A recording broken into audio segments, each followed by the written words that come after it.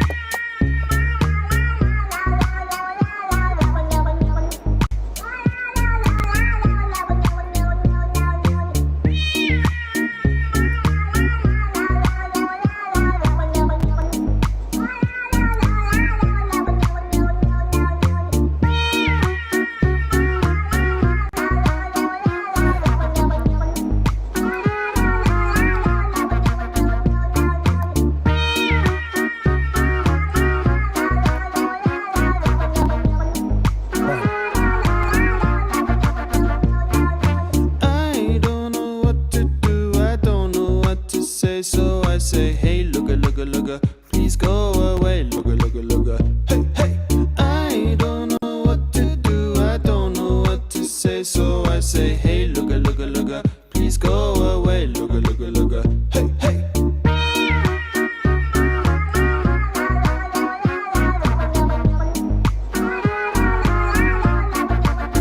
Please go away.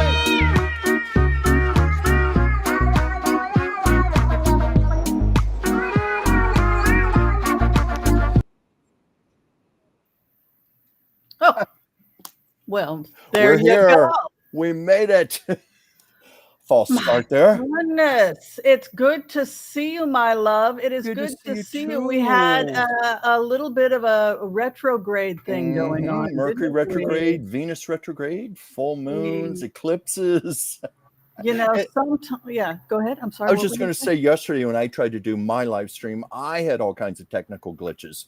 One point, my whole thing froze up, and I didn't even know it until people started putting comments, "You're frozen," and we couldn't get it fixed. And I had to cut the show short. And now Sorry, here's I was we're trying having to mute technical glitches. Yeah. Sorry. Yeah. I'm sorry. I was trying to mute something. I'm sorry. What did you say? Oh, no, I was just saying there's all kinds of communication issues right now. Mercury retrograde, technical issues, Venus retrograde. You know, this is just indicative. And I was just saying that when I tried to do my live stream yesterday, I had similar problems. My whole screen froze up and I had to cut the show short. And now I see. Oh, you froze for a moment there. I froze too? For a split second there. Don't freeze on me. No, I don't want to freeze. I won't freeze. All right. Well, this is, of course, the magical hat made by the magical Wendy. How was your week, my love? How was your week? Well, my week has been good. Watched Wicked last night for the first time. You know, it's on the Peacock network now. Oh my gosh. So, have you seen the play? The play is amazing. I haven't, and now I'm so sorry I never saw it on stage. And I could have gone even 2 months ago. It was playing, I think, at the Pantages in Hollywood, but I had never seen it. Saw it at the Pantages, and it was incredible. My friend Anastasia came over. We just did a big movie night. She had not seen it either. We adored it. It's great. I can't wait to watch it again. But I just think that Ariana, or whatever her name is, she needs to eat some food. The actress that plays Ariana Grande. Too thin. She's too thin. Oh, I agree. We were even talking about it. It's like you want to give her a sandwich. She's just too thin, too frail. I agree. I think many people have mentioned that. Yeah, I wonder if it's just her body type, or, you know, like some people are just really delicate looking. Yeah, but my intuition says she's not eating enough. That's what I feel. I know someone like Audrey Jewish Hepburn. Papa in you, like, you know, you're starting to be like, she's not eating enough. She's not eating enough. Eat, darling, eat. No, I was going to say Audrey Hepburn, I think, was naturally thin. You know, she took very good care of herself. That was just her natural body type. She stayed thin most of her life. But Ariana, there's something a little gaunt, a little frail about her. I think that that was the great irony, actually, about her, was that she was the person that always took such good care of herself and ate well. She was the person that had the grapefruit, that had the balanced meal, and then she died young in her 60s of cancer. She was 63 of colon cancer. Yes. Yeah, so it just, you wonder, somebody like that I'm just going to grab my tea, that they eat right, they take care of themselves. Another person who ate right and took care of themselves was Jackie O, and the same thing, died of colon cancer, right? So I don't think it was colon cancer, but I know what you mean. I think she was only 64 when she died. Oh, Jackie? Oh, Jackie, yeah. Yeah, so like I think there's a genetic component, because both those ladies really took good care of themselves. Yeah, they sure did. And it was tragic loss for both of them.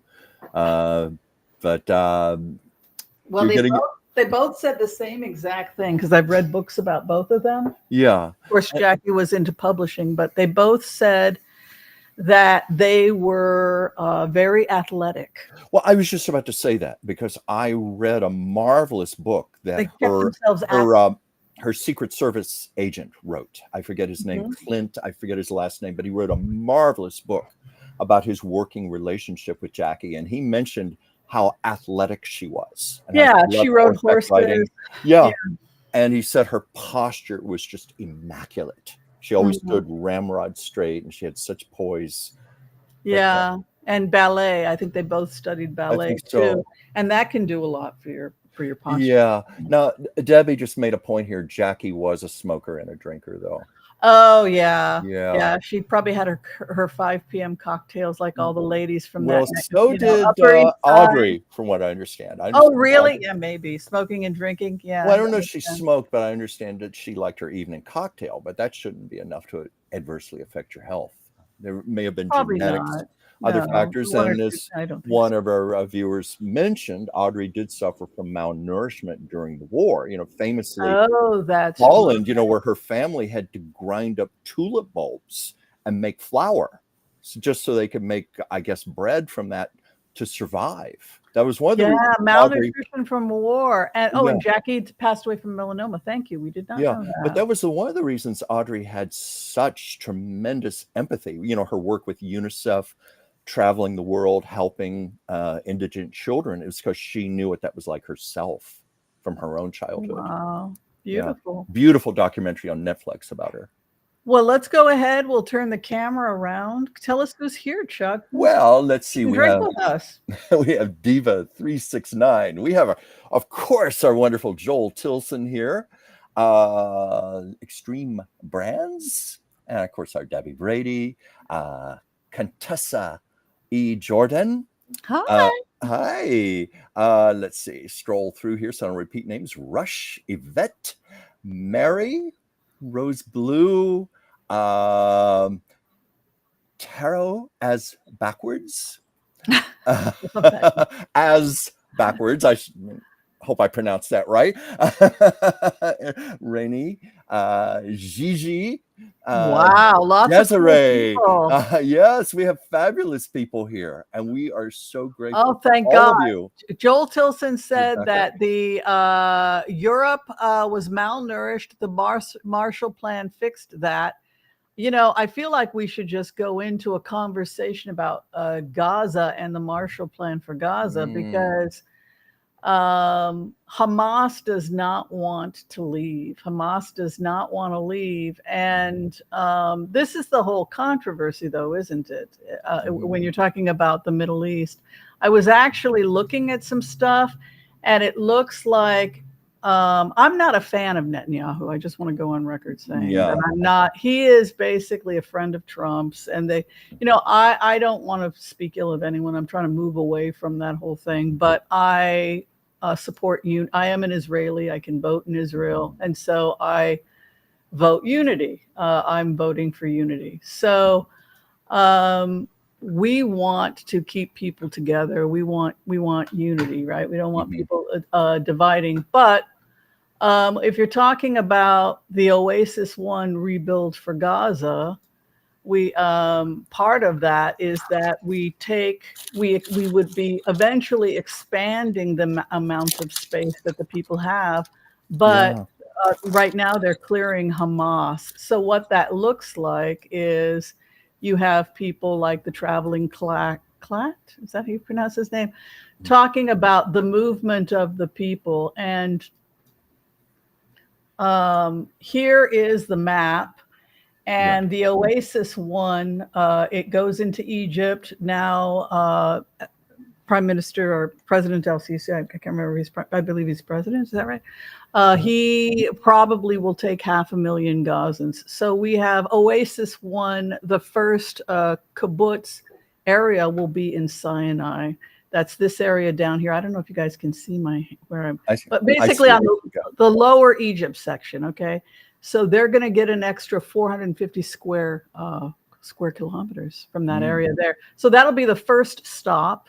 And then the second stop on the subway system is Kerem Shalom.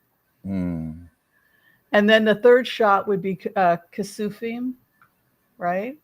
And then the fourth is right around here, Gaza City. This is the Sderot area. And the fifth stop on the subway will be Erez. And then the sixth will be Western Erez, which is, and then they will have their own port right here. So this is a map of where they're clearing. So everybody has to go into this humanitarian area while they clear Hamas. And then this outer area, which is the area we had talked about, becomes the Oasis zone. So this outer area, like the Kisufim, this outer area is no man's land. So by doing Oasis, we basically offer more space, but that process is happening now. And so it's very stressful because they're clearing the terrorists right now, right? So it's kind of, somebody had said something about the Marshall Plan, or I can't remember. I can't remember. We were talking about that. I think when we were talking about Audrey Hepburn, we were talking about Europe, so the Marshall Plan. I wanted to, because a lot of people are confused and they're going to be upset about this because they don't understand that this is part of something much bigger. So here's the map I drew as the anthropologist. And you can see what we had showed you before, which is Oasis Sinai, which is going to give them 450 square. And then here are those bubbles. These are bubbles of safe zones for people that don't want to fight. And you can see that outer area, Israel. So we're able to expand it a little bit more so people can come out. But this first initial part is where we clear the area. And then once the terrorists are out, then the whole entire area is going to expand. And then eventually what you'll get is you'll get a really cool subway system. And I'm really proud of that too. Like I'm proud of the design for the subway system. Beautiful. What's also cool, you know what's cool about the subway system that they're developing? And this is with the Abraham Accords, Israel, Egypt, United Arab Emirates. What they're going to be doing with it is actually really cool. I can show a picture of that, but it's go ahead. You had a question? I was going to say, how many years do you think this is going to take to accomplish? It'll be, this is the image of what that outer rim, that outer rim that we're clearing right now. This subway is the outer rim that is no man's land between Gaza and Israel. And if you're a peaceful person, you can just ride the rim. Isn't that cool as hell? Yeah, sure is. So you ride the rim, and then Gaza remains with the Gazans, you know, once they get rid of the crazy people. And Israel, but we share this no man's land space, and we create Oasis, and it's just smooth sailing. Isn't that awesome? That is awesome. I really love it. So just because there's going to be a lot of confusion in the coming days as this happens, I just want to make sure everybody knows what's happening. So this was the original map. We push everyone in, right? When we get, so this is the original map. And then once we clear it, we open up Oasis. And then this is where we're at right now. This is the map. You can see clearing that whole area. Isn't that crazy? Amazing. Amazing. That's why I was wondering how long you think it's going to take to accomplish this. I think they said the entire thing could be done by 2028, 2030. That is astounding.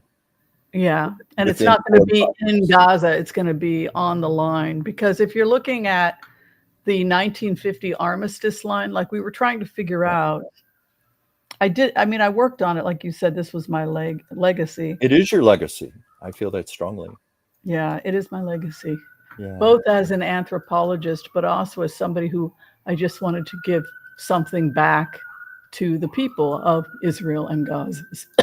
So this was a nice way as an anthropologist that I could give something back. But so here you see, I don't know if it's visible, but you can see this outer rim here that says 1950 Armistice Line. Mm-hmm. That's the subway. Isn't that insane? That's the subway right on the line. Yeah. Yeah. Yeah. Isn't that beautiful? Well, it's also efficient because you're not digging in the middle of the, where everybody is. You're doing it on the outer limits where it's going to cause the least distraction.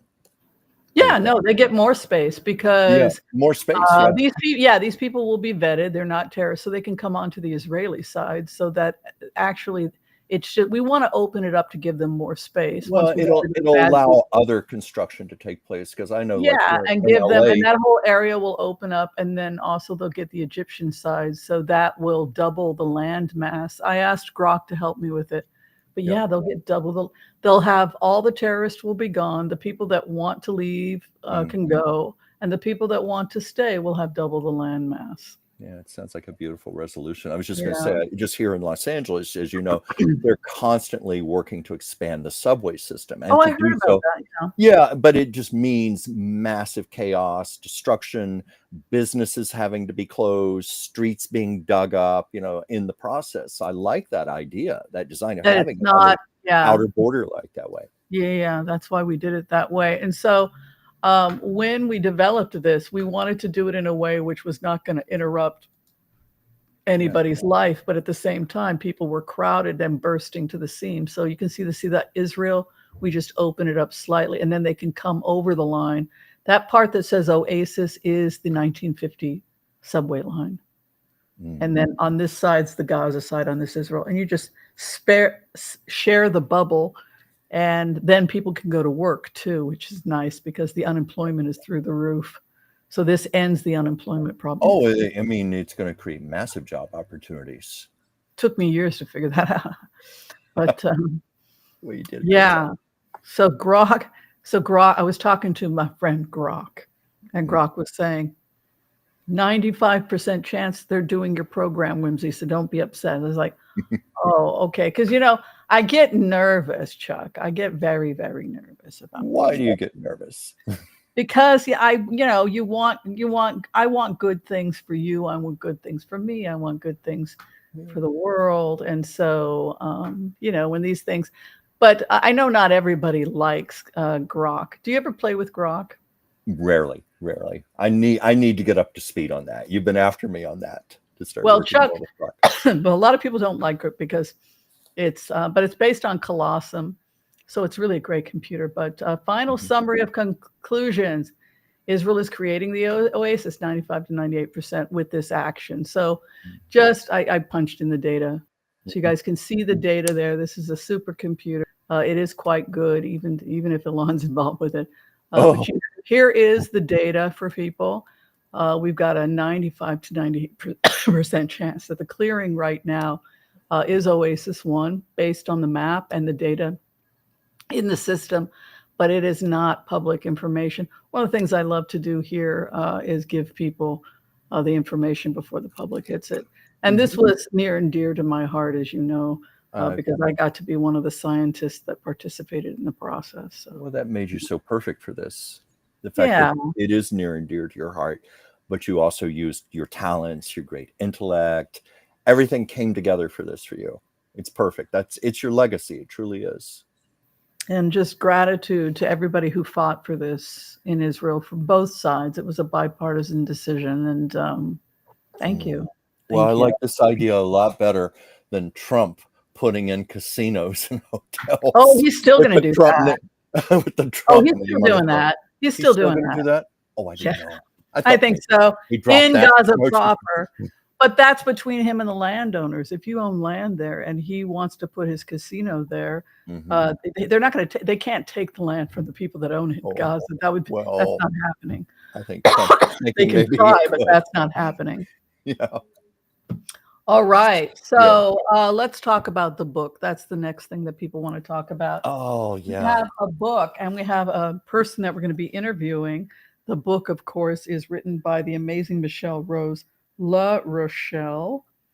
My family Yes. actually comes from La Pulling mine Rochelle. up on my iPad here. And it's called The Wavelength of Pure Intention. She is in our studio. She'll be in around 6:15. Yeah. We're running a little bit late today. Oh, Yes. cool. So you got it that way. Yeah. Well, we Yeah. were having trouble getting a hardcover copy, so for the first time I had to use Kindle. I normally use iBooks, so Kindle was a little challenging. I had to get on the phone with an Amazon representative, find out why can't I buy this book. But anyway, as you see, I have it.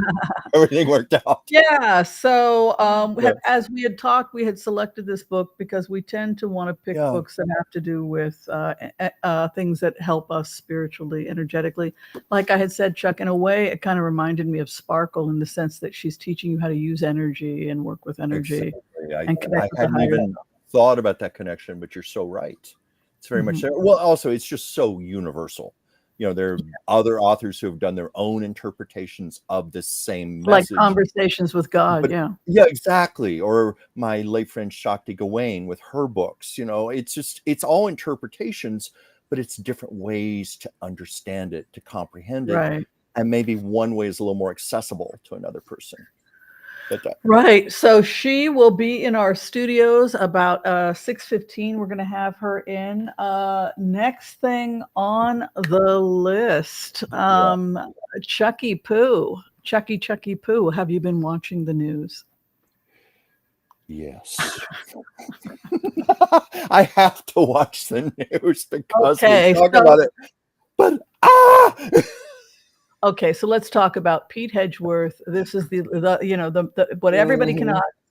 Okay, for those people, Chuck, can you just explain to people what's going on, and then we'll go into well, that's you mean about that little security leak where Yes, it was supposed to the be. number one. It's the number one story. It's what It's people a want. huge story right now. The Democrats are, of course, outraged. They're calling for resignations, accountability Okay. here.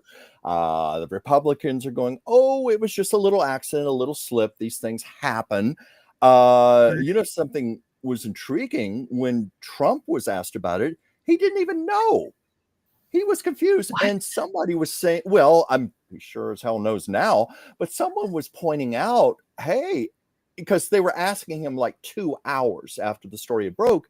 And normally a president would be informed of something like this within a millisecond. You know, that it would be crucial to inform the president. And Trump was up there claiming he didn't know much about it. And then when they mentioned, well, it was a reporter, Jeffrey Goldberg from The Atlantic. He made some disparaging comment about The Atlantic and how, oh, it's going out of business and I don't read that or something. You know how Trump is. Jeff Goldberg from The Atlantic, hasn't he been around for like 30 years? I'm not sure, but he was the one. And, you know, and in case there's anyone who doesn't know, you know, his name was added to what was supposed to have been an encrypted, secure conversation. And he thought it was a joke at first. You know, he thought, oh, come on, this can't be real. And then soon afterwards, the bombs started dropping. And he thought, oh my God, this is real. And thankfully, you know, he was able to handle it and be responsible. But what if someone had gotten a hold of that information? You know, if it's that easy for him to get it, what about Russia? What about China? I mean, that's a major security leak where lives can be lost. Lives can be affected.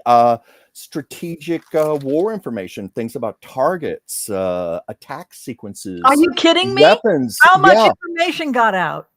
I mean, I'm sorry. I've been busy working. Well, it's my understanding. I hope I'm not wrong on this, but it's my understanding they were talking about like strategic targets, their attack sequences, their weapons. Against Iran or the Houthi? It was let's see, it was in Yemen, but I'm trying to think. It was okay. but refresh me, please. Who is Houthi? Is that correct? The Houthi are a religious sect that's Okay. become militant, that is in Yeah, that's taken part of that's Yemen. Yemen is in a civil war. It's been in a well, civil war. that was the big concern, that the information could have gotten to them, all this crucial information, and then they could have planned their own attack or their own way of countering it. It could have just been disastrous. And this is Wow. just the first of what could be many leaks like this. If it was this easy for this to happen, what about other enemy nations? What about Russia, China, others getting this information and using it against us? It just weakens us. It continually weakens us. And I think it also just points out all the incompetency. People like Hegseth, people who are just not qualified to be holding their offices, and look at the F-ups that are already happening just in the first 2 months. Okay. This is huge. So where do you think we're headed? I guess that's what people are asking right now. Oh my God. It's scary to think where we're headed. I mean, I know during a normal administration, during a normal administration, this would not have even happened, I don't think. But at least there would be measures taken immediately to treat this as the emergency situation it is, tighten it up, never let this happen again. But with all the chaos of the Trump administration, who knows where this is going? Who knows? Well, I don't know if you have your own opinion on that, or perhaps other people. Well, I mean, I think it just goes back to the remotes and what we have said before, which is that, when you do HCRV, and I'm glad that this is why I wanted Michelle to be here today. It's very relevant today. Because when you use parts of most of the time, we don't use higher parts of our brain, our prefrontal cortex, our frontal cortex, we don't stand back and try and let me look at this thing objectively. If I could see Whimsy as a person, can we stand back and just see ourselves objectively and see our situation? That is a very difficult thing to do. It's the thing you can do when you do this kind of stuff. I think it challenges everybody. Kind of meditation.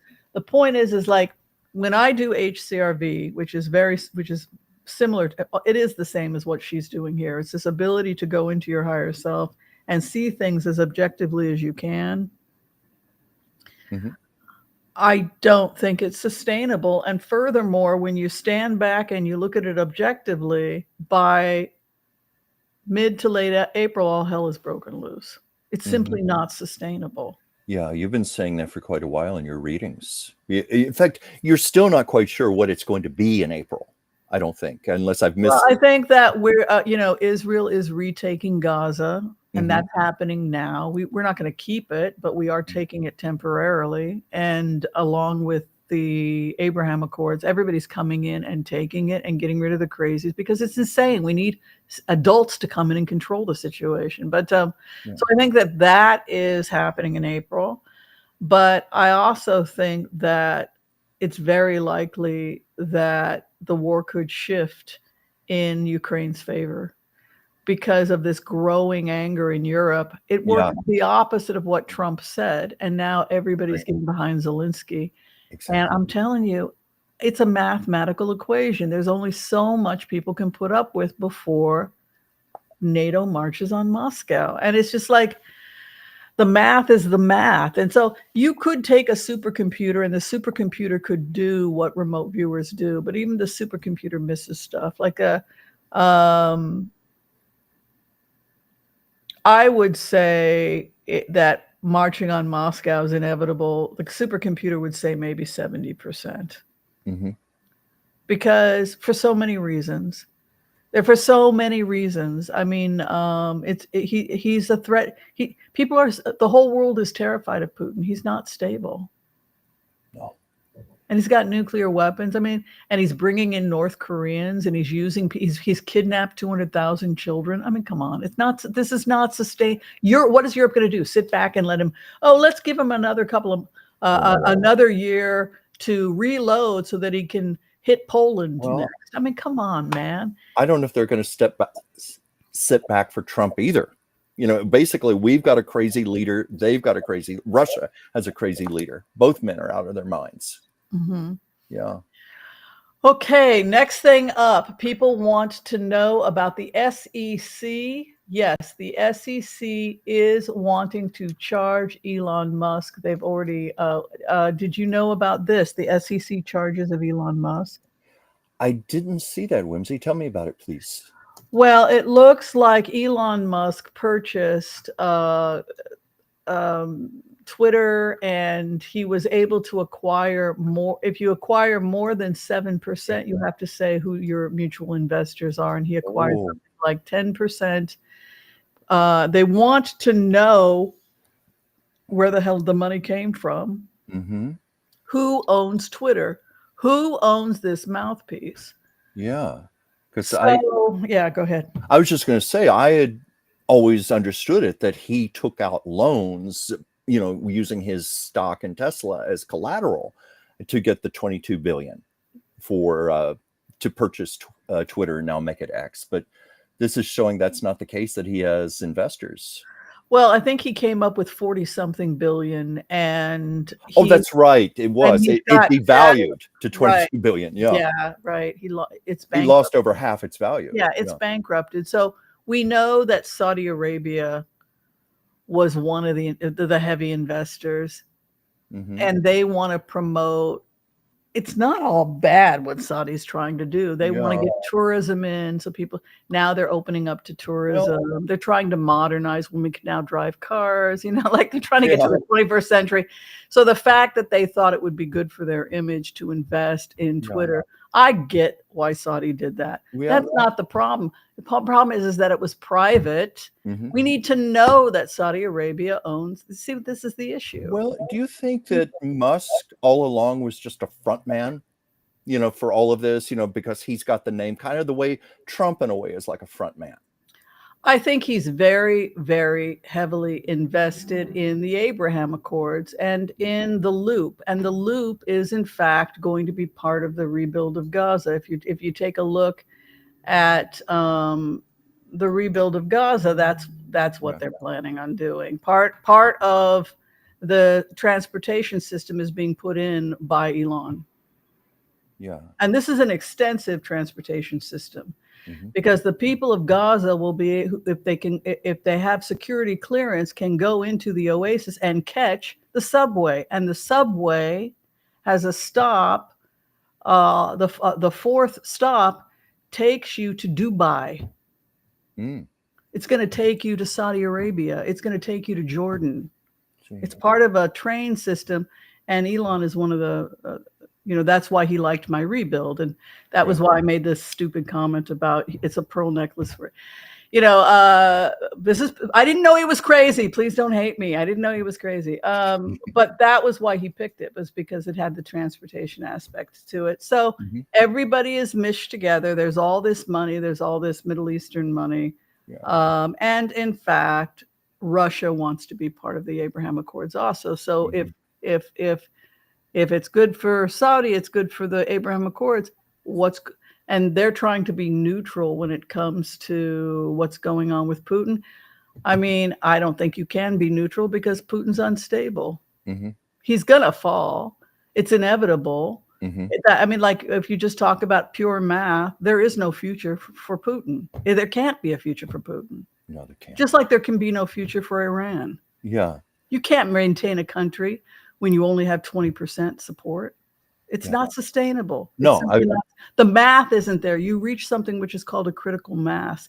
The only way that they've been able to keep revolution from happening in Iran up to this point is by bringing in massive amounts of extremists from Afghanistan into the South who vote and prop up this crazy, because the people in Tehran want nothing to do with it. You were going to say something? Go ahead. Oh, no, I wasn't. I was letting you continue talking. You actually said something that I was about to say, and that's why I shut up. We're so much on the same wavelength sometimes. Yeah. Cool. Yeah. Okay. Yeah. The Marshall Plan. People are saying the Marshall Plan saved Europe. The Marshall Plan saved Japan, and the Marshall Plan will save Gaza. But it's brutal, just like it was brutal when we bombed Hiroshima and Nagasaki. It's what's happening right now in Gaza is brutal. It's brutal because they won't leave. The people of Gaza have taken to the street today. The last couple of days, they've taken to the street fighting Hamas with their bare, like, get out. Wow. It's your fault. And unfortunately, a lot of people have gotten brainwashed by Hamas. They think that Hamas is the liberators of Gaza. And meanwhile, they've killed the people of Gaza. And the people of Gaza are now rising up, thank God, against Hamas. I hope they stay safe. But so it's very brutal what's happening right now. But you mean just literally out there with bare hands, just literally out there, just fighting? Yes, they took to the streets. There was marching today, and Hamas is brutal. And it just seems like, like here in America, people around the world are being called up. And they're called for peace. They want to get to Oasis.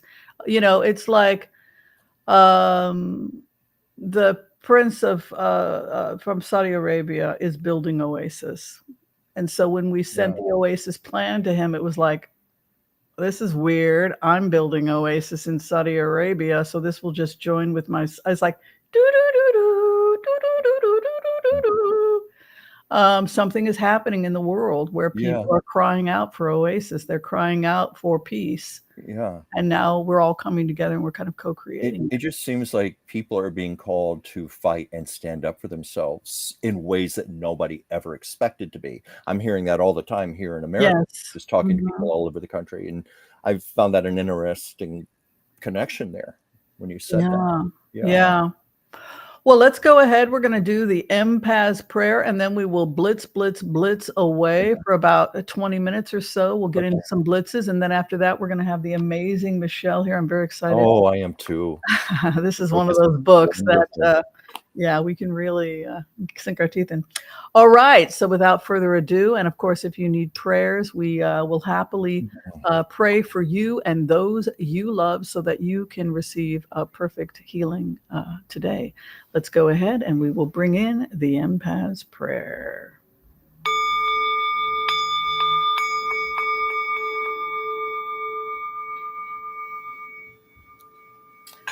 Okay. I want to call on white light protection for myself and this community as we ask permission from Spirit to access the Akashic records. We call on our spirit guides and our good angels to be with us. Please give us the clarity and the wisdom that is needed to empower all of us on our journeys to make the best decisions for ourselves, our families, the planet, the people we love, but also to help those that we may have strife with. And together collectively as a community, we say, Amen. And for those of you who have requested a healing at this time from us, we call on higher forces to be with you. We pray for you and those you love to receive a perfect healing in mind, body, and spirit. And again, together as a community, we say, Amen, Amen, Amen. May all souls be healed. All right. Well, let's go ahead and we will do some blitzes. Get the order to blitz away. And let's get into it. One of the other things that has come up has to do, let's just go into the first thing. Rose Blue has talked about the Signal chat and the fact that this is basically, they ought to be charged with espionage. Yes. You want to go ahead and throw cards about the ramifications? Yeah, in fact, so I think we should do I was going to say, some are saying this could very well be in violation of the Espionage Act. So what are we asking specifically here? What's going to happen? Are they going to be charged? What's the fallout? What's the consequences? Is a Hager going to have to leave?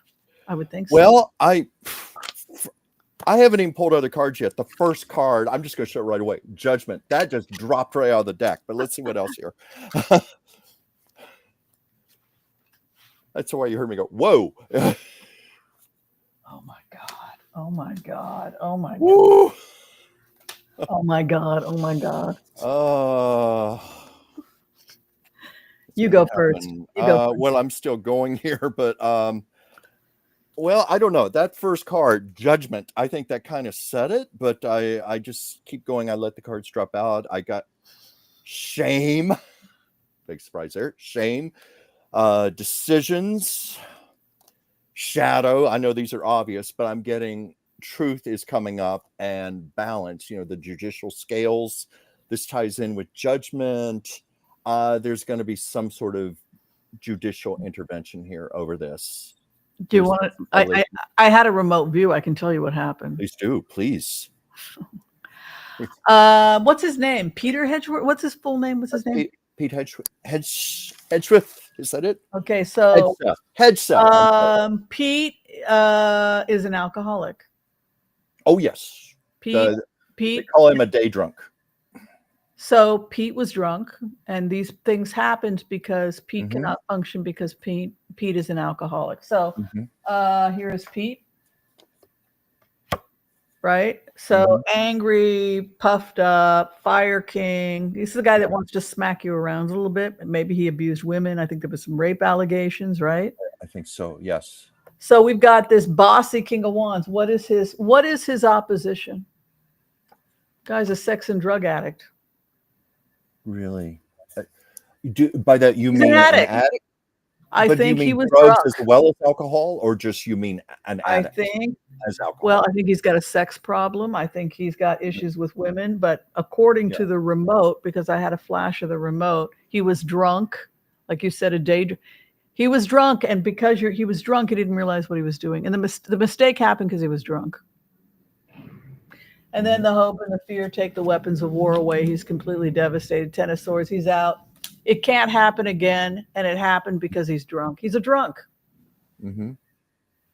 So this one of the, please go. I was just going to say maybe one of the first heads to roll. Anyway, I'm sorry to interrupt you. Well, I mean, he is a 1960s Mad Men where you had a bar in your office. Do you remember that? Oh yeah, yeah. Where people would, they'd come to have a meeting and they'd pour a scotch and they'd sit and drink in the office. I love Mad Men. They could. That I can, gosh darn it. And it was a power statement. I'm so powerful, I can sit here and drink and nobody can do a damn thing about it, right? That was the point, right? Well, it was done for entertainment, but real life is another story. But that was the fun of Mad Men. They'd be there chain smoking and they'd be drinking their scotch or their martinis during their work day. Yeah, I mean, and so when you go into this energy with him, he is a madman. He is one of those madmen sitting around getting drunk, and it's like everybody else has got to get to work, but not him. No, this is a 1960s madman. He got drunk and screwed everything up. That's what they say basically from the cards. Isn't that a crazy, crazy thing to see in the cards? Unbelievable. It's a crazy, crazy thing to see, but this whole administration. All these cabinet members, it's all crazy, crazy, crazy. It's like pick and choose. So you're crazies. Okay. So next up, Joel Tilson. Thank you, my love. And if I don't say hi to you, it's because I focus on Joel. He is our floor director. I don't have the best vision in the world, so I can't always see your questions. Doesn't mean I don't love you. I love you. Joel helps me because I'm blind as a bat, and Chuck helps me. So Joel Tilson talking about Russia stalling with the ceasefire because they don't want to have to pull back and give up all the ground because it was really never about anything. It wasn't about Nazis. It was about taking land. They want the minerals. They want the oil. They want the trade route. Isn't that right, Chuck? I mean, what do you think? The rare minerals. Yeah. Trump wants them too, though. Yeah, the rapist who he takes you away from the abusive man, but you have to have sex with him first. It's that kind of energy. Just Creepville. You got to pay up, little girl. I mean, it's that kind of a creep energy. It's just a disgusting what he did to our allies who are holding down the freaking Western Front. Give me a break. Yeah. Let's take a look. Future of Russia and Russia stalling. What is going on with that? Okay. So what are we asking? The future of Russia? Russia, the Ukraine war, if you can get any information on Ukraine. So the Ukraine war is what we're asking about. Well, Russia is stalling on the ceasefire. Do you have any more information on that? Let's see. I'm just trying to get a specific question to ask the cards.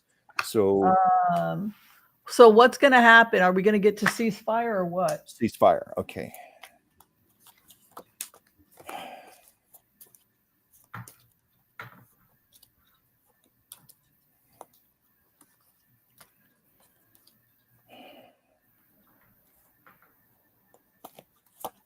Why is my signal so weak? I just noticed my signal is really Yeah, I weak. was gonna. I noticed from my end your picture's a little blurry. Yeah, so let me go ahead and see what's going on with my settings. Am I with what's my Wi-Fi? Because I pay for expensive Wi-Fi. Well, that's weird because I'm on my expensive Wi-Fi, so I don't know what's going on. Yeah. So I apologize that the signal isn't that good. That's weird. Huh. Yeah. I wonder why. I don't know. Like I said, I had all kinds of technical glitches also yesterday. I was doing a show. Yeah. So I can give mine first. Okay. All right. I think it's going to be, I think it's, when it ends, it will end clean. I think it's going to end shockingly quickly. And I don't think that Ukraine's going to lose. You know, they're going to have to hang up what they want. Also, the star is over Ukraine. The other thing is the Hierophant, which is great, which is the higher ethos. And Archangel Michael is the Archangel of Truth. And he's also the Archangel of Ukraine. I think Ukraine's going to survive this. I think so too. Initially, because these cards tend to just show circumstances. I was getting a lot of underlying things first before I got my final card, which is good. But I was getting compromise, survival, restriction, business, discontent, decisions. Yeah. Those cards are competition. And so I then just asked my guys, I said, okay, can you give me a card that's like an ultimate here? What sums it up? And I was very happy I got grace. So I think that ties in with what you're saying. This is going to end. It's going to be resolved. But yes, right now, I think these cards just indicate all the mess of the current moment, and all the competition, all the conflict, internal fighting, but grace. It's going to be a good outcome. Mm-hmm. Yeah. Yeah, star. I mean, also, I would. Archangel Michael is always auspicious. Mm-hmm. I like Michael. So listen, what are you thinking overall? There's a lot of infighting going on. So you have a couple things going on. Hi, Rose Blue. Thank you for making everything big for me. You have this war going on. You have Pete Hegswith. You have Tulsi. You have Miller Rubio. You have Musk. Are we looking at civil war again with it? This happened last time where everybody was fighting everybody. Are we looking at, these are strong personalities too, Hedgeworth? He's a strong personality. Because that's what I was getting here. I get, competition that came up, and I think that's what it is, what you're just talking about. All this internal fighting and conflicting. And I think it's certainly a lot of egos, a lot of power struggles. Who's going to have the ultimate power here, the ultimate say? Yeah. God, I just think that that's so crazy that you're so drunk, you don't know what the hell you're doing, and somebody like that cannot be doing this type of work. Well, he's even under the best of circumstances. If he were stone cold sober, the man is woefully inadequate for the job. He has no preparation. It's a complex job. He has to oversee thousands of jobs at the Pentagon. I mean, the man has no experience. I have a feeling, he was a Fox News host. He was probably used to just having his way and being drunk on the job or whatever. It was no big deal there. Right. I get it. I get when I went into this energy after a couple of weeks, this guy's way of dealing with tension, I can handle the stress. I just need to have a drink. Well, this guy was under a lot of stress, so he drank a lot. And this is the end result. That's what basically the remote use is probably 100-fold now. He's got one of the most difficult jobs in the world right now, and he's not prepared for it. I'm sure he knew this going in. Didn't stop him. Yeah. I'm just reading some of these comments. Jay says they're blaming Biden and Hillary. Of course they are. I just think that's hysterically funny. That's their go-to. That's their go-to to blame. Oh my God. I was just thinking the other day, I don't think we've heard too many public comments from people like Hillary Clinton. Has Joe Biden made any public comments himself? Oh, that was the next question that we got today. That I'm sorry. I had a note on it. Could we talk about the fact that Hillary and Biden, they lost their security clearance? Yes. Well, I saw that. They took Kamala Harris's security clearance, Hillary Clinton. Let's see, who else did they take? But they didn't take away their that they didn't take away their security guards. They didn't take away their Secret Service, did they? I don't think it was their. I don't think it was their Secret Service, but it was their security clearance as far as getting top secret briefings. You know, which I know that's always been like a courtesy to former presidents, because in the past, former presidents have been valued advisors to incumbent presidents. Trump's another story. I don't think he's going to be calling on Biden or anybody for advice, but that was one of the main reasons for continuing to give security briefings to everyone. Wow. But this was just pure revenge, retribution for when Trump had his security clearances taken away by Biden. You know, after he was just hoarding a few documents in his bathroom and some cardboard boxes, and Biden thought it might be a good idea to revoke his security clearances, you know, and Trump's getting back at those people. But I'm trying to think who else he took clearance away from. I think that was the Clintons. The Clintons. Yeah. Well, I don't know if he took it away from Bill Clinton. I think just Hillary. I didn't see Bill Clinton's name mentioned. You know, again, normally former presidents do get security briefings, but then, being the husband of Hillary, I'm surprised Trump didn't take it away from him. Who knows? Maybe I'm wrong on that. Well, switching gears before we close today, we do have a little bit of something before we close today. You know, do you believe in fairies, Chuck? I'm open to the possibility of fairies. Yeah. Who here thinks that fairies are a load of crap? It's not real. Somebody made it up and it's just a story. Most of us, right? It's magical stories, right? Yeah, but I'm open to it. And I think you and I, when we were in Griffith Park that night a year or two ago, we saw some little lights and things floating around in the yeah. And we thought, fairies. Right. So I have a dear friend, Colleen Rieger, and talking to her on the phone. The first time that she and I talked, we Facebooked. I saw what looked like a Tinkerbell fly behind her head. Yeah, you were mentioning and I thought I was hallucinating. And I said, you know, it's so weird. I you know, talking to you, and I feel really good when I talk to her too. I always feel like this wonderful, peaceful energy, like the energy I have at Griffith Park. And I said, you know, this is going to sound crazy, but I swear to God, I just saw Tinkerbell fly behind your head. She says, oh yeah, that's my fairy.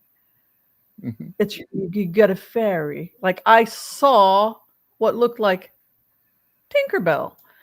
Mm-hmm. Now, usually people don't have proof, right? People don't have proof that, but this woman has proof because Tinkerbell lives with her. So the thing's got a freaking wand. Okay? It's got a wand. Take a look. Okay. Captured at Colleen's home. Here comes Tinkerbell. Whoa. Was flying right by her head when I called her. Yeah. There goes Tinkerbell. Now, Tinkerbell, you know, you got to ask yourself, what? He flew back there. Now he's hiding back there. What? Here he comes again. Here comes Tinkerbell. Yeah. Why? Why is this thing showing up? I mean, we're talking about, it's right back there. Mm-hmm. What the heck is this? Why did it show up? You know, what does it want? But really, the first film footage right about here is when you can really see Tinkerbell. Yeah. It's the first part here when Tinkerbell lands. Mm-hmm. Look at that beautiful entrance. Look at the fairy. You can see the wings and everything. Yes. And this was on a security camera? Home security? Yeah. So how do you explain that? Well, I mean, like, tell me what the hell this is. And why did I see it flying by her head when she was out at the front she was at the front door talking to me, and I swear to God, this thing starts flying around, and I'm like, I think I'm tripping, because I swear to God, I just saw Twinker. He got tail and a wing flying around. She goes, yeah, that's my fairy. Wow. Did you get any energetic hits personally? I just feel good when I'm around fairy energy. Yeah, that's a good. There's some more fairies back there. So you got a freaking party going on. There comes another one. Whoa. Comes another one. Oh. What is she doing to attract them? See, it's flying right over there. I don't, first off, it's real. You can see them. Yeah. And this is a very trustworthy human being. She's not faking it. But Right. you know what's weird is that she first off, she has film footage. She has film footage of the fairies. This is the first proof. But her second validation was that I saw it before she showed me the film footage. Mm-hmm. Yeah. So I'm a scientist. I'm a realist. I'm somebody who looks at data, and I can't explain this. I don't know what this. It appears to be a life form. Yeah. It's floating around here. You can see it. There's some strange things going on also that you can't see. There's also strange movements happening on the ground, color changes and shifts that may not be totally visible. You can see them moving. You can see the light here as they dance on the ground. You can see little drops of some kind of light beings moving on the ground. Well, I don't know. Yeah, I don't know what it when is. we were at Griffith Park, we didn't see quite like that, but didn't we see like little glimmers of light like that floating around where it was? Yeah, we saw what are called elementals, which but this thing this fairy that she saw, this thing is this thing is like a classic. It's got wings and a freaking thing. I mean, that's what I saw. I saw wings. Did you see the wings? I mean, like, what the hell? Yeah, I did see that. Do you think it actually wanted its presence to be known? It was aware it was being photographed. Clearly it lives there, because I saw it when I talked to. I'm like, it was like this weird light thing flying. I was like, wow! I swear to God, that light, it looked like there was a fairy flying. She goes, yeah, because it's like it wants to be acknowledged, recognized, to be seen. How did she attract it? How did she attract it? That's what I want to know. Like, why? She is a fairy whisperer. She is getting. They're communicating with her. There is something about Colleen. This is what I believe, that they are trying to. She's a conduit. Well, I'm just thinking. I know that many times spirit guides. I saw 2 or 3 in that picture. Yeah, I know many times spirits, guides, they're attracted to our energy because they know that we are receptive to it, that we can hear them, see them, we'll acknowledge them. And maybe that's part of what would attract them to her. She's got the perfect energy for them. Maybe they like the energy of her home, her environment. It's from what you tell me, I would imagine the home is very peaceful. Yes. It's nice, benign, friendly, nurturing energy. She's a writer. She's a writer, so I think that she is channeling something. Yeah, that's what I'm thinking. I think the fairy realm is trying to communicate with us. And I think that's what this is. I think that the fairy realm, you know that I'm a scientist, but that is the fairy realm. That I mean, like, you can see it. You can see the freaking thing. Sure. It's like, come on, that was not a bird, people. Yeah, but I'm just thinking in the middle of the night, a flying bird with no. But it's the like to like. They're very drawn to similar energy. They know they know they're going to be welcome there. There's going to be hospitality for them there. Maybe they're even intuitive enough to know they're being photographed, and a nice lady named Whimsy is going to put them on her show for everybody to see. Maybe that is part of it. Maybe. But I mean, what does she say about the fairies? Do they advise she's a writer. her? She's a writer. Do they protect her? I think that they bring good feelings and good vibes to the world. I think that their world is in danger because they're part of the nature spirits. And I think that nature is in trouble. And I think it's desperately coming out of hiding and trying to communicate with sensitive people like my friend Colleen, because the ship is going down. And that is why they are allowing themselves to be photographed and filmed. That's what I believe is happening. You know, something that just came to mind. You know, I like the author Sonia Choquette, who wrote the book Ask Your Guides, you know, about channeling your spirit guides. And if I remember correctly, there is a chapter in there about fairies, you know, like a little nymphs, little fairies, different types, and they can be among your advisors also. I think she did write about that. I'd have to go back and look at the book. That's why I was asking you if they were like just protecting your friend, or they were just there to be friendly, or if they're actually giving her things for her book, her writing, or all of the above, you know?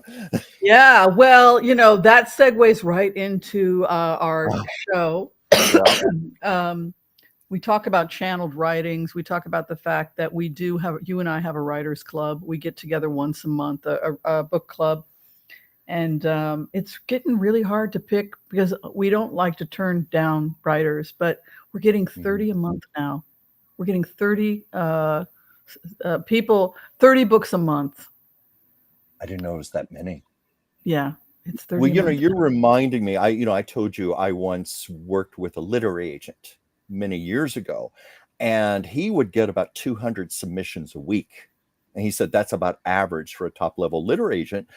And he said the way to read manuscripts is basically look to see if the first line grabs your attention. And he said if you get to the end of the first paragraph and it has not caught your attention, put it aside. He said that was his method for choosing. That's too bad, because there's so many slow burns, but they become good. That was just what he said. So our book of the month is Wavelength, and it was written by Michelle La Rochelle. Anything you want to say about the book before we bring in the amazing Michelle? Oh, well, I've met her before the show. She's delightful. The book is wonderful. It's very much our kind of book. And, you know, we were talking about, you know, there's so many different variations on this type of theme, but everybody brings their own thing to it, their own thing to the table to make it accessible to people. And you know what I was thinking today when I was organizing my notes to interview her? I was thinking, this is the yin and the yang. First comes the yin, then comes the yang. Yeah. And I've only seen the first book. Yeah. Well, give a warm welcome, everybody, to the amazing Michelle. Hi, Michelle. Can you hear us okay over there? Yes. Hi. Can you hear me? So far away. Come close. We want to see your beautiful face. Yes. Move in. And welcome. Oh my God. We're just so excited to have you here. Usually I don't do this sort of thing. You know, I'll go through a book and start writing out potential questions and things. Your book is written in the style of your own questions and the answers you were receiving. And I thought it'd be interesting to even just ask you some of your own questions, because it'll give the people who have not read your book a chance for you to show what it's about. You know, show your brilliance. Sure. But I'm just curious offhand, your method, because you channel. I'm a channel. Yeah. You're a channel. Yeah. Yeah. So I wouldn't consider myself a writer, which is funny because I'm writing these books. Everything is completely transcribed exactly how they speak to me. The only thing that's changed in the writing is really just like, you know, the sentence structure and spelling and stuff like that. I wanted to keep it as pretty much pure as possible. I feel you are a writer. You are, because I think most great writers do channel in their own way. Paul Simon said he never wrote Bridge Over Troubled Water. He says, I don't know, I was like, I don't know where it came from. Yeah. You know, it's like 7 Psalms. When he wrote 7 Psalms, he's like, he woke up in the middle of the night and he heard a voice inside his head, you will write the 7 Psalms. And then he's like, well, I'm going to forget about it because it wasn't my idea anyway. And that was his last album. So yeah. But I was just curious. I was going to ask you about your technique, because, you know, I knew the writer Shakti Gawain, who wrote Creative Visualization. And she told me that she completely channeled her books. And even when she'd get up and do a lecture, she wouldn't know what she'd talk about. She'd just go up the podium and let guidance guide her. But I always felt she was a writer. I feel very much you're a writer. That's why I wanted to ask you about your technique. I'll just share quickly that, when I chant, I talk to guides, I don't literally always hear words. What I hear is like a feeling. And then I translate that into words. And I was wondering if that's what you do, or do you actually hear the words and you actually... I hear the words. That's my question too. Yeah. So it's automatic writing. And I was doing a lot of meditation, dealing with guides and all of that stuff for many years. And then I had sort of a breaking point of emotion. And I was like praying. I was like, please help me not hate this person. What can I do? Like nothing's working. That's when they just started speaking to me. I didn't actually have to go into a meditative state. So they told me to write. Yeah. They just said, high get stress. a piece of paper. Well, that's what happened to me when I wrote the Oasis one. I had a nervous breakdown because I'm Israeli, and all these people that we cared about were killed. I literally had a breakdown, and I literally came out of my body, and I literally floated above Gaza, and I said, this is how we fix it. Because when you are under so much stress, I don't know how to fix it. I don't know how to fix it. Your brain will find a solution. And that's literally how we wrote the Marshall Plan. And that's kind of what perhaps happened to you in this book, right? Is that you got to a certain point where you just had to give up your own ego and allow something else to come in. Exactly. Like the part when you talk about cleaning your house, and it's just like, that should be something that I'm sorry, please go ahead. Go ahead. No, go ahead. Well, it was just something that I made a note of. It's just like where we can get trapped. I made a note about how I feel like I'm trapped by my own neurosis. That's exactly me. Like, I'm going to do something to get myself organized because I feel like I'm not in control. I'm not in control of what's happening right now in Gaza. I'm not in control of Elon Musk crazy. I'm just going to clean the house. And then you wind up in this thing that the house, and then people are coming over. And it's like that whole thing that starts to happen on page 60. It feels to me like that point where your own brain, it is exhausting to have an ego. Mm-hmm. Yeah. And then there's a magnetic resonance to that. And so what happens is people think that they create through thought alone, but they don't. What happens is thought has no meaning unless you add feelings to it. And that's really how we create. And that's what magnetizes to us. So when you're in that heightened stress, everything's falling apart. You're magnetizing things to you.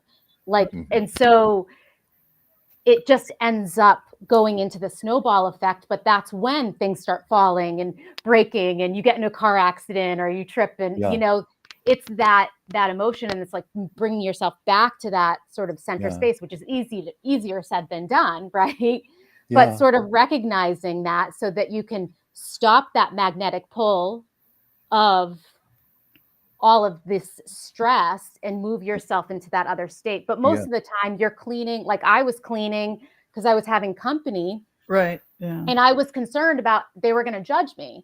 And then the guides were like, you were concerned that they were going to judge you because you judge other people. And I was like, ooh, ouch. Like they do not mince words. And so they bring me back to, this is the truth of why you're doing that. You act like you don't judge people, but the truth is you do. Yes, because what I'm so glad you came. I'm such a pleasure to meet you.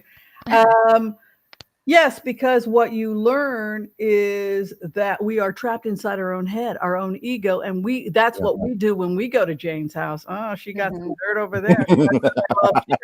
Well, I don't do that. I don't get it together, Jane. Like we do that, and then it's us. Then they're coming to our house, and then we. It's like, what's wrong? I just wanted to. You know what's wrong.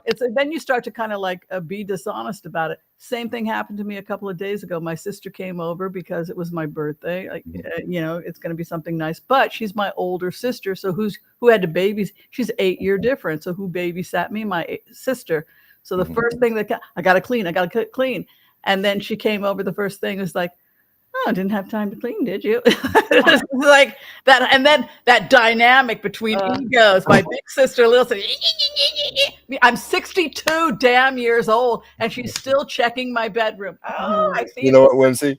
My sister's 14 years older than me. So I know the dynamics you're talking about. It Yeah, so doesn't go away. that really struck me. But Yeah. yeah, that was a thing But that I go ahead. because of what we're talking about, this was actually one of my questions. How do you free yourself of mental clutter? Do you have techniques, things that you would share, things that you do just out of habit, or it just comes naturally to you?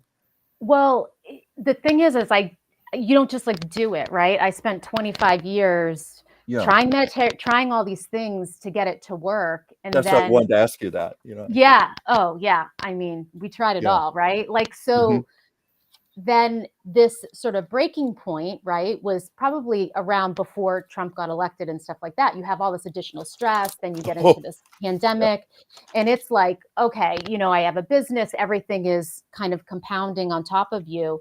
And it's like, no matter how many books you read, it's all like thought projection, create your reality, calm down, all this stuff. But, we're also working on the traumas from our life, right? That are hidden in our emotions. And so that sort of breaking point for me, I can't. This is the one that I dog-eared them. I'm sorry. But no, what you're saying, it just ties in perfectly with 6 about how we can get trapped in the past. Trapped in the past, right? And also, like, they don't talk about it in this book, but I've got more books coming out because it's a 12-book series, and we unravel and go deeper and deeper into these emotions. But a lot of that too is a lot of our past is we're holding on to these memories based off of a less evolved us, a less evolved child.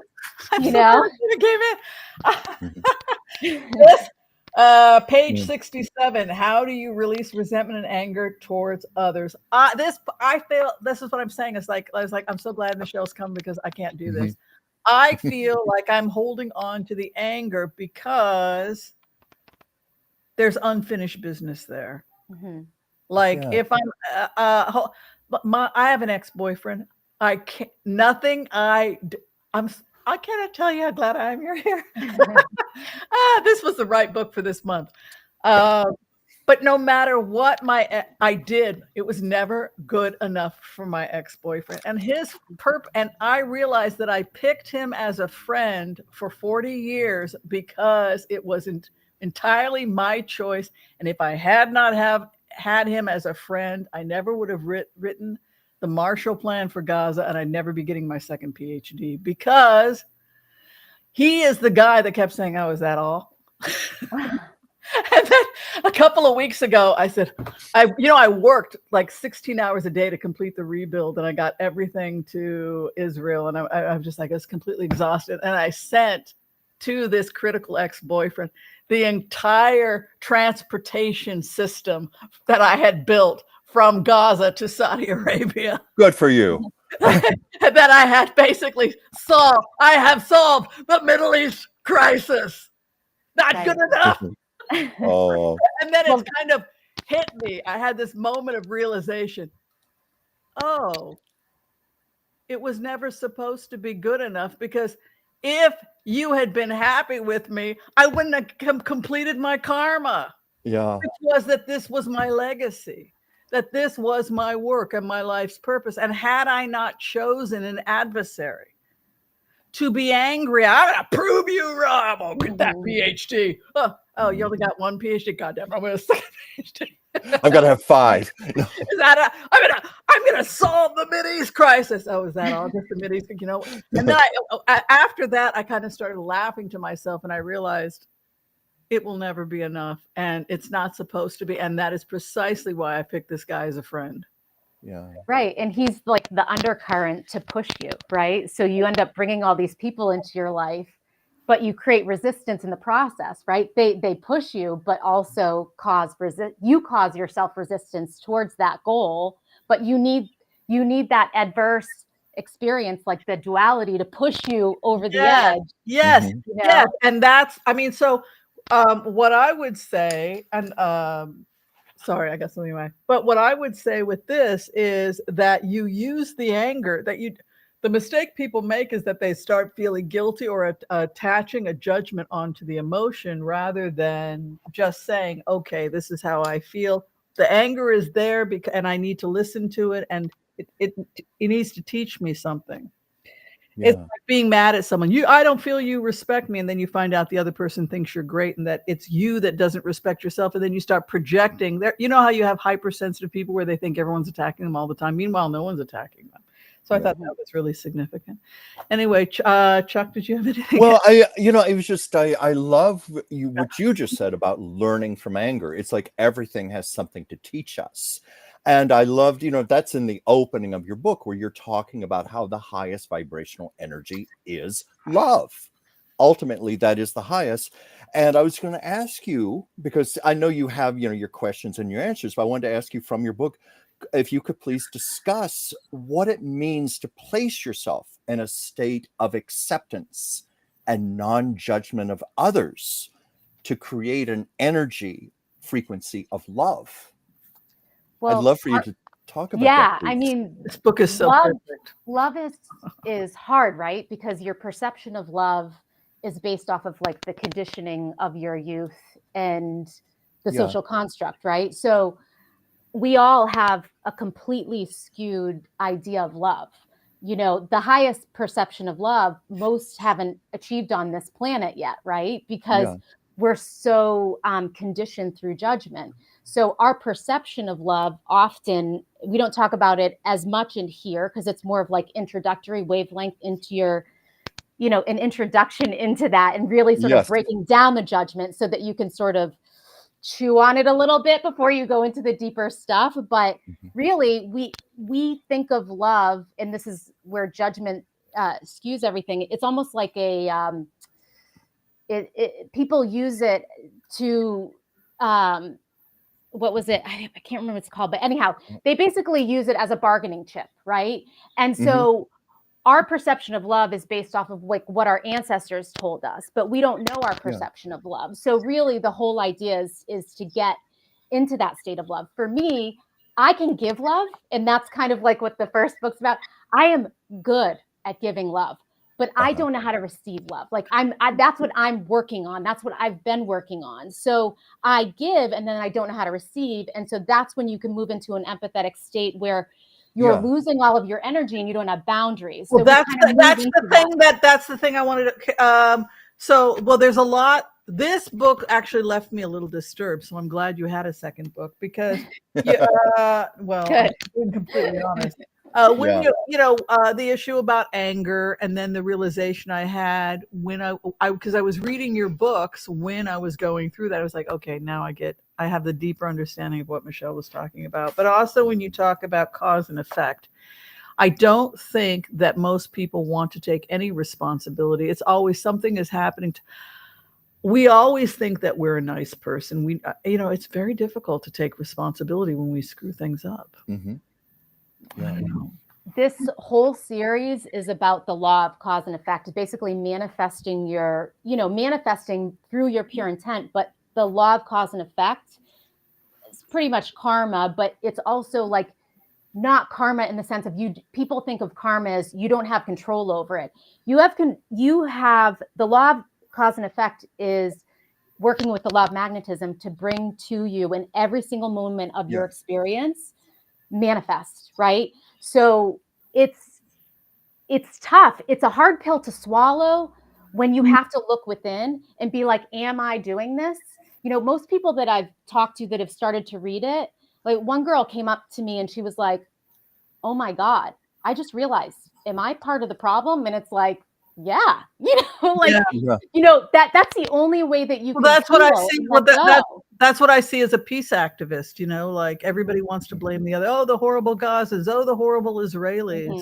Mm-hmm. And when you really put yourself in the shoes of the other, that's one of the things that I grew up a nice Jewish girl. I got to go to summer camp, and Zionism was great because we got s'mores and we got to have pony rides, right? So like when I got exposed to Zionism, this is a wonderful thing. I got ice cream, right? So you grow up and then you don't understand that everybody else didn't get ice cream. It's like, well, what did you do with Zionism when you were 5? Well, somebody put a gun in my face. So all of the sudden you've got this disconnect because you have your perception of, no, it was great. We ate s'mores. We sang Kumbaya with a guitar, right? We learned folk dancing, right? So when you can get out of your own head enough to be able to see somebody else's stuff also, and not just be projecting your own thing, because the other danger, and you get into this, the part that I didn't get to yet because I haven't gotten through this book, but it can be very dangerous if you don't have any self-awareness, because you think that you are helping when you take away every woman's right to get an abortion, and then women are bleeding to death because you're not a doctor and you can't make this decision, right? So a lot of decisions that people make because they don't have any objective reasoning, it's just emotional, it's just their own perception. But Jesus, I feel because of my own emotions, because I grew up Catholic, or I grew up, and not be able to step out of yourself. And not everybody lives in your world.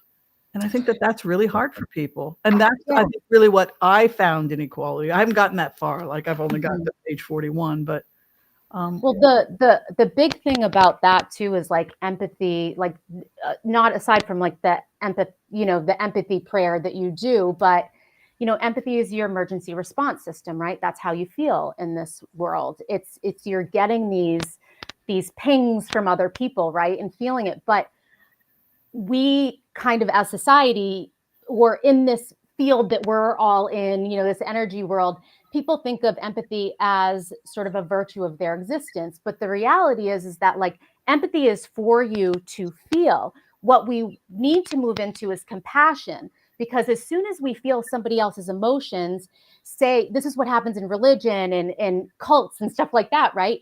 You start feeling, or tribes, right? You start feeling everybody's emotion within your community. right. Now their enemy is your enemy. Now you can't sense who is your enemy because you're feeling their emotions. Now you feel responsible for their emotions. So you're feeling it. Well, how you create on this earth plane is through feeling, not through thought projection alone, right? That's what triggers the laws to bring you manifest your experiences. And so what happens is we're so deep into our emotions of empathy. If it's not for others, it's for ourselves, right? Or we want to manipulate others to have empathy for us. So most empaths, they are, this was me, right? I didn't have any understanding. And so I was sick all the time, and all the crazies are coming to me, and then I feel for them, and I see, I'm all like loving. I can see, Yes. and so what happens? So what happens is you can't control that. Right. And so what you have to do is move into that place of center and understand that, like, it is not my responsibility, even if you're my mother, even if you're my brother, even if you're my employee, to feel your emotions. I see you, I understand, and I have compassion. But as soon as I start feeling what you're feeling, now all this chaos in your life, that's now affecting me. And I know that it's coming to me magnetically because I've experienced my entire environment break down based off of moving into other people's energy. Well, this, and also the other thing that I felt when I finished this is you get into it a little bit towards the end. Just a little, that's why this was kind of disturbing. I was like, this is kind of getting disturbing. Personal responsibility. It's like, come on, sometimes I'm really a victim, which I do believe, because other people have free choice too. They have the free choice to kidnap a kid or something like that. It's like, people are not automatons. They can, where's your personal responsibility and why this relationship didn't work out, for example? Often one person will be the emotional caretaker in a relationship, which is what I thought about with this book, but that's where you might be thinking I'm psychic, because I'm thinking, I bet she's going into this. But people are vulnerable, and people feel vulnerable when they love. And so what happens is we start to try and get on a power trip with each other, and we all do it. Oh, he really loves me. He wants so bad, don't you, baby? I got him under my thumb, right? And the guys do the same thing. She's under my thumb. Because of this fear, I think, that we're going to lose control or lose power. So in equality, what's very dangerous is you think, well, I'm going to be the perfect partner. I'm just love, love, love, love, love, love, love, which is this starts to get a little dicey. And then you go in, and that's why I said, I don't think I can do this. You can do it. You're just going to be triggered and pissed off. And then you'll yell at, the universe or whoever, but you look at yourself. You look at yourself, because you can stay in that pain. and you can live in that past time frame. But every time you go and pull up that emotion, you're pulling up that emotion from a less evolved you, right? So a less evolved time where you felt victimized. You know, when you were abused or victimized, that was in a time frame when you didn't have that 20 or 30 years experience of your life where you've learned forgiveness and you've learned about the world, right? You've learned and evolved from that. So you're choosing to be in that space. You then pull up that emotion. And this is why a lot of times when people go to therapy, it's like, great, I can talk to people that they go to therapy 2-3 times a week. They're just bringing up the memories, not doing it. Yeah. Nothing's happening. And so you need to sort of let those emotions go. And it's easier said than done because, you know, I've had clients that, you know, raped and molestation and abuse, physical abuse, alcoholism, drug addiction, right? Like there's so much that so many people go through, but it is not, as a doctor or as a, you know, a healer, it is not your job to feel the emotions of other people, because as soon as you start feeling their emotions, you're not in a neutral state of mind. And it's hard to do that when you love people, your family.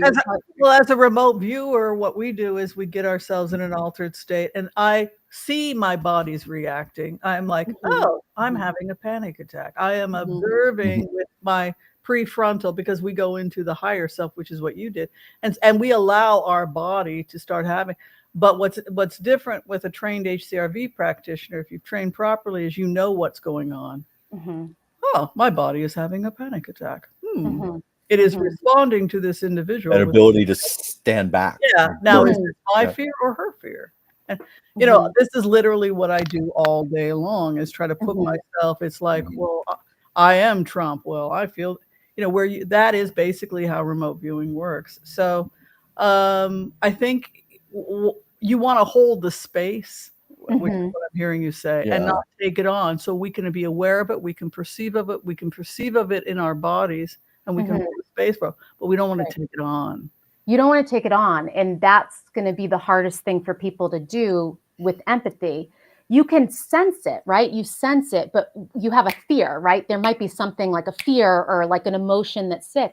Your empathy body is there to protect you, right? But we've overridden our empathy body on what is for our highest and best good or not, because our religion, our society has told us, fear this person, fear that person. This person that's moving ahead of you, they're the competition, they're the devil. This person below you, they want to take your money. You know, so what happens is you train, your brain is like your computer brain, right? You upload or download it with information, and you're basically, you know, like a computer, right? So it's an algorithm, right? But your like blood-brain barrier is working also with the energy of your heart, which is what magnetizes the information to you. So really your heart brain is how you create.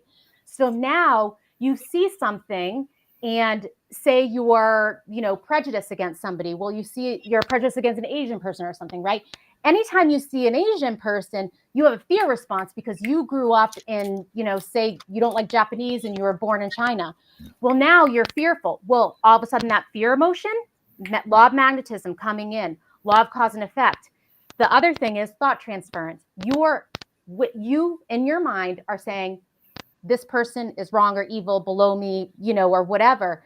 So now you have a fear response. You're triggering the laws to come to you.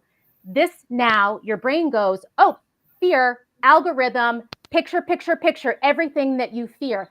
Now this is how people go into a spiral, anxiety, fear, like it just gets heavier and heavier.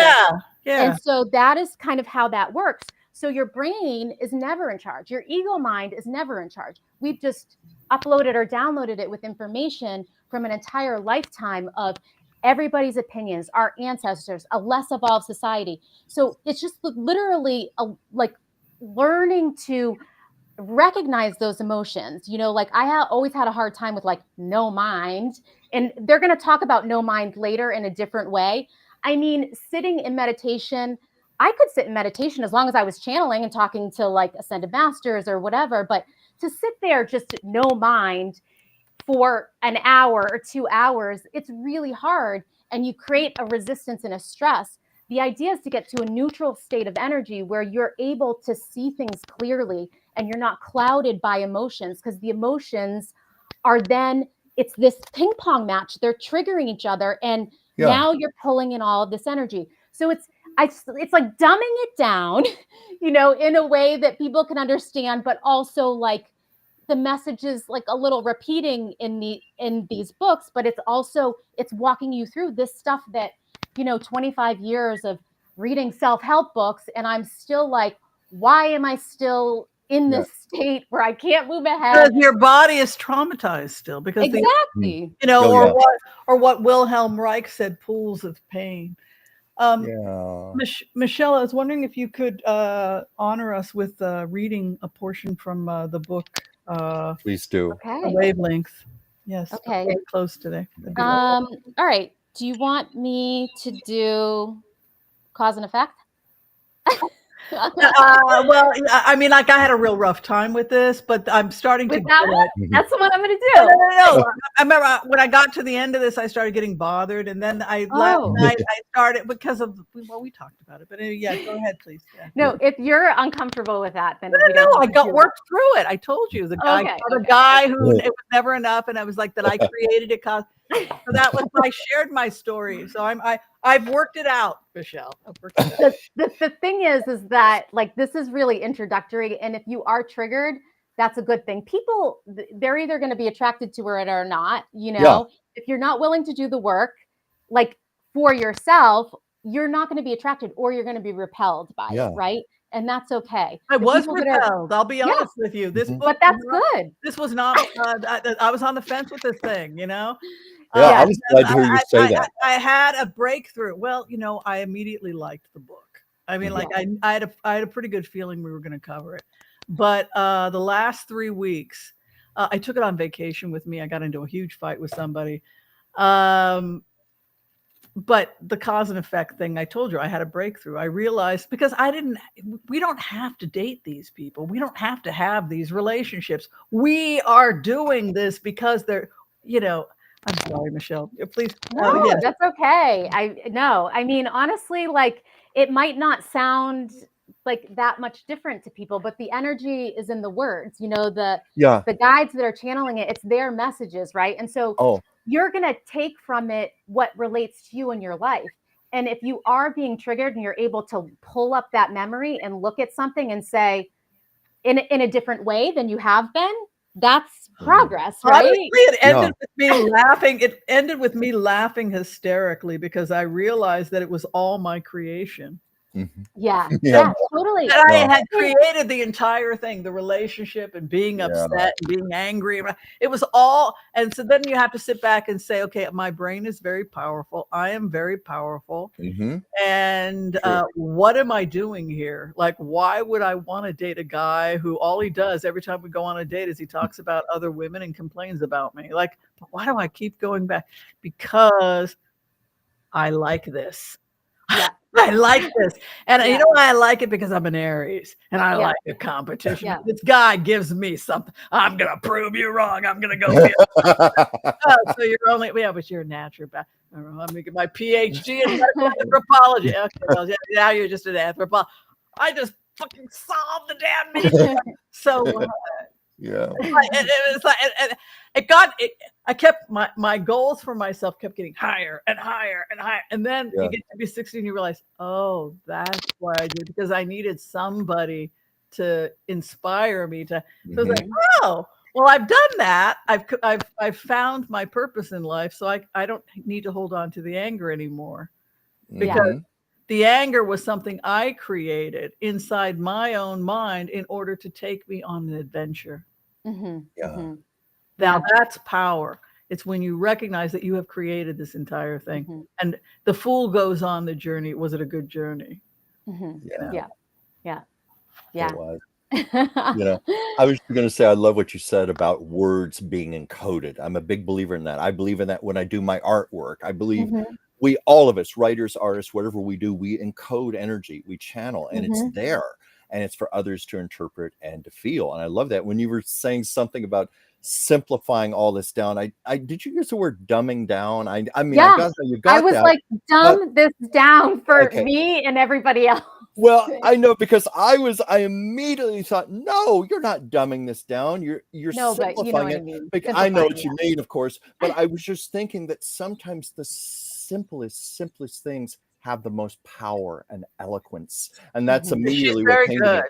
Yeah, Yeah, and I find it throwing very all this you're down. very easy to read. It's But very I easy. know you didn't mean dumbing down, but I just Oh said yeah. I Yeah. just knew the simplicity actually is more powerful that way, and you did it Mhm. very well with your book. That's all I wanted to So say yeah, with that. so maybe I think we have to close pretty soon, but if you can do like a 5-minute reading, that would be great. Okay, So sure. people can hear the words. Yeah, and those that don't know, it's like I channel these benevolent angelic beings, and it's a question and answer. So a lot of it's through my life. I'm asking the questions, and all the messages are completely transcribed as I do automatic writing. They don't come into me. It's all telepathic. So May I ask you, are you yeah, fully conscious when you do this, or do you go into a yeah. bit more of a trance? No, Yeah, no. I because just I'm fully conscious when I do it also. It's the No same trance. thing. I mean, as an Yeah, artist too, like that's coming through you, right? When you're in that true exactly. creative space, Yeah, that's when things happen as soon as your brain kind of steps in. So, it's like a meditative state, right? But I've exactly. done it for a long time. So like I can just center and then Mhm. no. But when I first started, I was like, I can't do this, and they're like, you can do it. So it Yes, was a different thing, it's just like anything, like with mastering any skill, you have to work through the sure. kinks and learn to trust yourself and know the difference between like what is my voice, what is their voice. Their voice is Yeah. very Oh, distinct, that's right? fascinating. So, I've heard yeah. this story before because I channel different beings, and I Hmm. sometimes will have them all in the same notebook, and I just Hmm. write whatever I'm feeling, and I interpret it. But when I Hmm. read it back, there are distinct personalities. Hmm. That's how I Yeah. know this is not me. I didn't Oh, write this. yeah. They are channeling it to me, and I imagine you feel that way too. You see distinct personalities. Yeah. Well, Yeah. it's more of a collective that I hear for them Uh-huh. because like if I'm channeling and it's like I'm talking to whatever, God creator, whatever you want to call it, I hear Yeah. a female voice and she's always like, peace. What, like it's like one word and I'm like, that doesn't help me. So, or if I'm talking to a guide, that's different, or ascended master. With Yeah. this group, it's almost like an echo, like if you were to go into like I don't even know, like where they a monk, where it's that sound, that echoey sound, like monks, you know what I mean? Yes. Where it's Yes. like it's kind of like that. It's hard to explain. It's very weird, but anyhow. So I understand what you're saying. okay, you know what I mean? All right, I cool. do. So I will ask, so the first part of cause and effect, while you were reviewing the previous chapters, we mentioned the law of cause and effect. This law governs everything in the universe, action and reaction. The law interacts with you in every aspect of your life, including each breath that you take in and release. By being aware of the law of cause and effect, you will be able to understand how energy moves and reacts to other energy. If you are sending good energy out to the universe, then you will receive that back. If you are sending bad energy out into the universe, that is what you will receive back. I said, what about the scenario where you are sending out good energy, but bad situations or bad things are happening to you?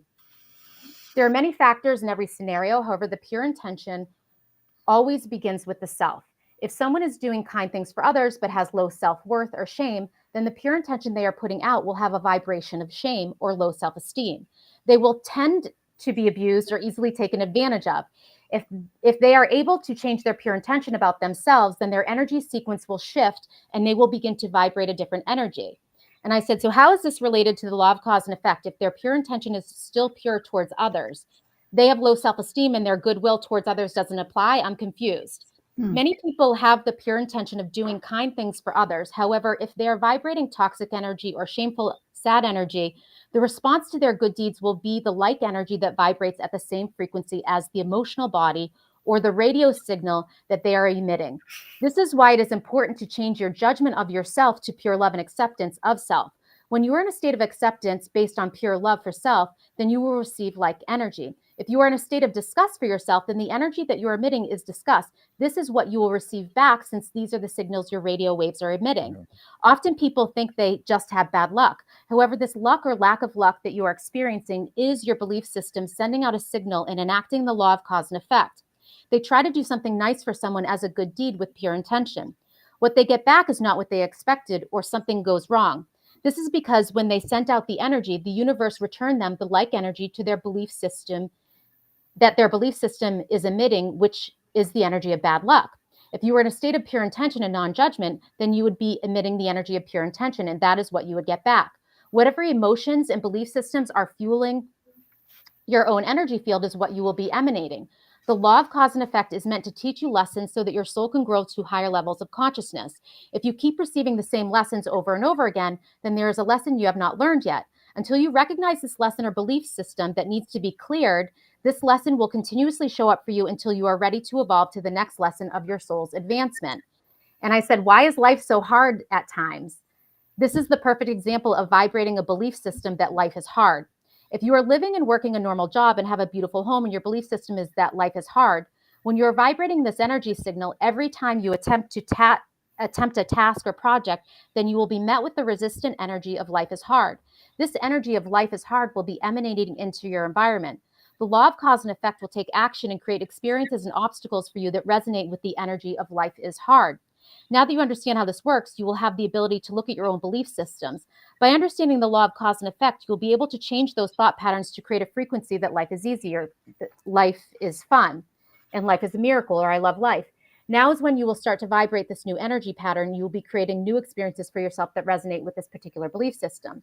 Once you have shifted your consciousness away or conscious awareness into an energy of pure intention and non-judgment, you will let go of the outcome.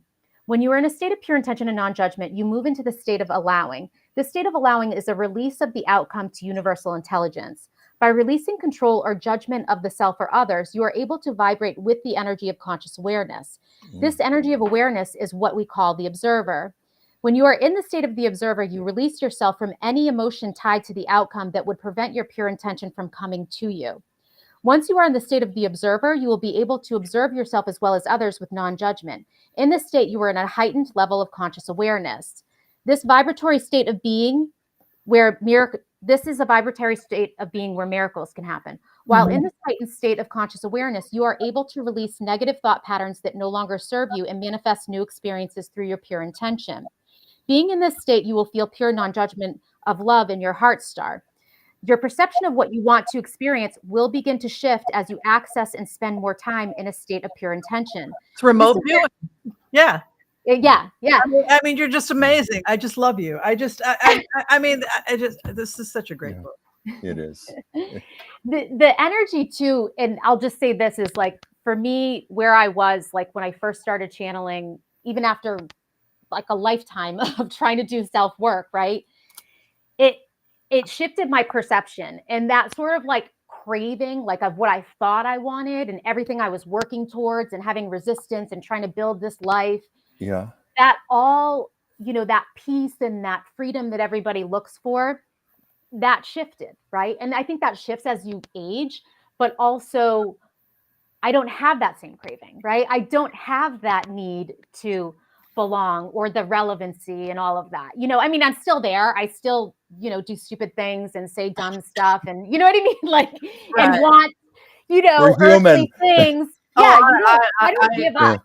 I like good food. I like what I like. You know what I mean? But the thing is that I'm not like, I don't have this insatiable desire to, drive a luxury vehicle or have this. It's great if you want those things, you have those things. It's like that. I realized that if I get that thing, that's not going to it's not what I need to make me relevant anymore, essentially. You know what I mean? And I can shift my focus on other things that kind of mastery, being the master in your skills, being known as a good naturopathic doctor. Like that, exactly. That becomes the focus becomes mastery and the work. And I think that's a more meaningful life. Thank you so much, Michelle, for being here.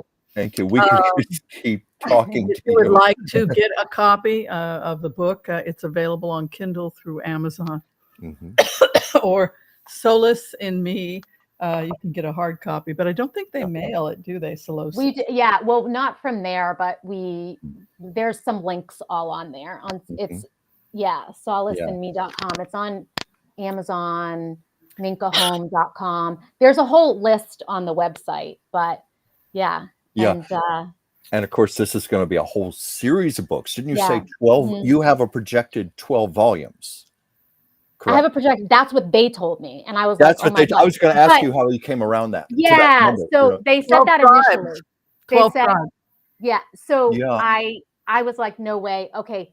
After the second book, I go, oh, this is how it's happening. So Yeah. 3, we're just finishing up the. We're going to be going to print hopefully within a month or 2. 4 is also complete. It's just an edited, Yeah. the line edit process. I have part of the 3, 4, 5, and 6. I'm channeling 6 now. I have part of 5. And that once this part is complete, that's the unraveling of the ego and getting to yourself. And then the next 6, they'll start channeling me. So it's happening all fast. They just, it comes in quick. Yeah, And, I'm glad you mentioned that. I'm sorry, I didn't mean to yeah. interrupt you. I was glad you mentioned that you're further along with the volumes, because I was very curious how your own personal evolution has grown and evolved with each of these volumes as you're progressing up in the series. And because I we're was just talking about your first book here, and you're Yeah. already working on number 6, so you're ahead of the game. And I even wonder, do you sometimes want to go back and revise like your first and second books with what you now know, or you feel they're set and perfect No, as I they think you are? let them go. I think you I have You let them to go. let it Yeah. go, right? Like I Yeah. wouldn't. I mean, there's probably obviously like editing and stuff, whatever that needs to Yeah. be. That's what you have to let that stuff go. Yeah. For me, Wavelength sells by itself. Like in most people, my husband and I own a boutique, a gallery boutique, and we don't. Nobody knows that I'm the writer of these books, and they sell. They're like almost. I think they're the number 1 seller in the store, and we carry other books, right? Wow. So nobody knows. In my town, a lot of people don't know that I'm a channel because they just know me for the business that I have, right? Yeah. So the Wavelength, the first one came very quick, but it was me. Like I had so much insecurity and like, I'm not good enough. I'm not worthy enough. I shouldn't be doing this. I don't know what I'm doing. And, it's that process, right? Mm-hmm. Equality really helped me through the pandemic, all the Trump stuff, you know what I mean? Not moving into that spiral place, and really helped me look deeper into like all of those insecurities. The third book has really, you're going to get not what you expect from Equality. I know you guys. Really, I know Chuck. He'll be here all night. okay, I'm Yeah, sorry. we better go. It's already 7:00. We've gone 2 minutes past. Yeah. I wanted to thank Michelle. I also Thank have you an very much, announcement. Michelle. Everybody stay where you're at. Drum roll. We have a new winner for our free reading, and the book, the reading goes to Rainy Days Binzer. So if you have subscribed to our fan pages over at Facebook, we pick a winner every month. So this month it's Rainy Days Binzer. Be sure and send a message to dransfieldchuck@gmail.com. And I will book you for an appointment for a wonderful reading. And of course, if you would like to make an appointment with Chuck as a medical intuitive trance medium or as a trance artist, you can reach him also through dransfieldchuck@gmail.com. I also wanted to say that we have a new book. This one really spoke to me. I'm very excited about it. This is our book for the month of April, and that is The Sunny Side of Crazy. The Sunny Side of Crazy by Trisha McCucci. Yeah. Trisha McCucci, she has dissociative disorder. She has, I believe, 7 or 8 different personalities that are writing the book. And it was nice. She sent a child's booty. Oh. You know how sometimes you get a book and you just think, this person needs to be here? And then she wrote a very nice letter saying, I'm just putting it out to the universe. Whoever is supposed to have me, have in the studio is going to. And as soon it came, and and look, each one has a different. She's got pictures of herself in each identity. And I just saw it and I was like, I know that this woman is going to be I just knew. Before I even read it, I was like, I know she's going to be here. Anyway, so that is our book. If for those of you who would like to be in our book club, thank you so much, Michelle. Will you come Thank back? you. No, it's a You come pleasure. back again? Will you come back? Yeah, 100%. Yes, Yeah. we got a lot more books to cover. Yes.